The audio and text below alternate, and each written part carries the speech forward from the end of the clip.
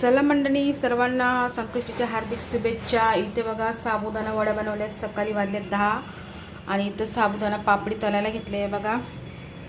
किती मोठी पापडी झाली बघा, मस्त साबुदाण्याची चकली बघा। आणि आज आहे पारसला टिफिन नाही आपल्याला, आज यांच्यासाठी बघा मस्त चकली बनवते। चला आता याच्यानंतर साबुदाणा वडे तळू आपण। आता साबुदाणा वडा सोडते हे बघा, आणि मस्त साबुदाणे वडे शिजतात बघा आपले मस्तपैकी। चला आता झाल्यावर तुम्हाला दाखवते मी।